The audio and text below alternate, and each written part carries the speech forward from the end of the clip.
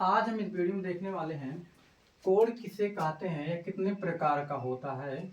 ये पार्ट 1 है। पार्ट 1 में हम देखेंगे समकोड तक। उसके बाद पार्ट 2 में देखेंगे सम्मुख कोड क्या होता है, आसन कोड क्या होता है, बहिष्ठ कोड, अंतः कोड, संगत कोड और एकांतर कोड। सबसे पहले देख लेते हैं कोड किसे कहते हैं। देखिए, जब दो रेखाएं एक बिंदु पर मिलती हैं और उससे जो झुकाव होता है उसे कोड कहते हैं। कहने का मतलब ये हुआ, कोड का सिंबल देखिए, कोड का सिंबल ऐसे होता है, ठीक ऐसे होता है कोड का सिंबल। जब दो रेखाएं एक बिंदु पर मिलती है, देखिए जैसे एक रेखा इधर से आई, ठीक, और एक रेखा इधर से। अब इसमें जो झुकाव होगा वही हमारा कोड होगा। 60 अंश हो सकता है, 70 अंश, 80 अंश, ठीक है, लेकिन 90 अंश नहीं होगा। 30 अंश, 35 अंश, इसी को हम कोड बोलते हैं। कोड कितने प्रकार को देखिए, मुख्य रूप से कोड जो होता है आपका 7 प्रकार का होता है। सम कोड, न्यून कोड, अधिक कोड, रिज कोड, पुनर्युक्त कोड या बृहत कोड, कोटि पूरक कोड और संपूरक कोड। इसके अतिरिक्त भी आपके 5-6 कोड होते हैं। सबसे पहले सम कोड क्या होता है। देखिए, सम कोड वह कोड जो 90 अंश के बराबर। कहने का मतलब देखिए, जैसे 90 अंश एक रेखा है, इस पर हम सीधा एक पाई खींचेंगे, क्या हो जाएगा हमारा 90 अंश हो जाएगा। यानी कि जो हमारा एक कोण होगा कितने अंश का होगा, 90 अंश का होगा। ये हमारा समकोण होता है, ठीक। और न्यून कोण क्या होता है, देखिए ये 90 अंश का है। जैसे एक पाई अगर खींच लेते हैं ऐसे, टोटल हमारा 90 बनेगा। इसको हम थोड़ा इससे छोटा कर लेते हैं, ठीक। ये हमारा कितने अंश का हो जाएगा, यानी कि 90 अंश से कम हो। जैसे 60 अंश हो गया, ठीक, 60 हो गया, 70 हो गया, 80 हो गया, 85 हो गया, उसे क्या बोलते हैं, न्यून कोड। यानी कि जो 90 से कम उसे न्यून कोड बोला जाता है। अधिक कोड क्या होता है, देखिए ये 90 अंश का है। अगर हम देखिए, जैसे मान लेते हैं ये 90 अंश पूरा है आपका, ये 90 अंश है, ठीक है।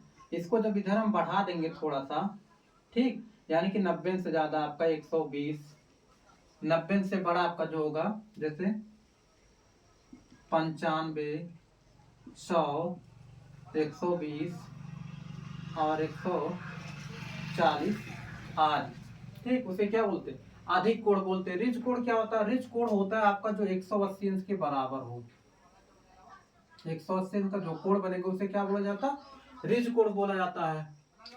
अब पुनर्युक्त कोड या बृहत कोड क्या होता है, वह कोड जो 180 अंश से बड़ा हो किंतु 360 अंश से छोटा हो। यानी कि 180 अंश से बड़ा, यानी कि 185, 190, 210, 250 आदि।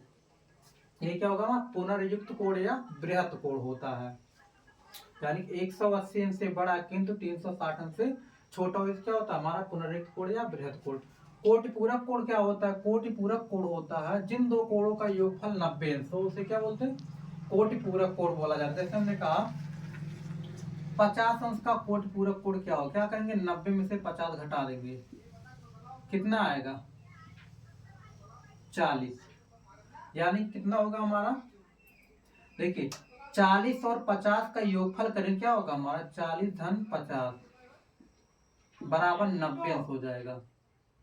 जिन दो कोणों का योगफल 90 अंश होता है उसे क्या बोला जाता है, कोटि पूरक कोण बोला जाता है। संपूरक कोण क्या होता है, जिन दो कोणों का योगफल 180 अंश होता है उसे क्या बोलते हैं, संपूरक कोण। जैसे हमने कहा 70 अंश का संपूरक कोण क्या होगा, देखिए 180 में से 70 घटा देंगे बराबर 0, 8 से 7 जाएगा 1, 110 होगा। अब देखिए 110 प्लस 70 जोड़ेंगे, देखिए 0, 7, 1, 8 और 180 अंश आया। यानी कि जिन दो कोणों का योगफल 180 अंश हो उसे क्या बोलते हैं, संपूरक कोण बोला जाता है। और जिन दो कोणों का योगफल 90 अंश उसे कोटि पूरक कोण बोला जाता है।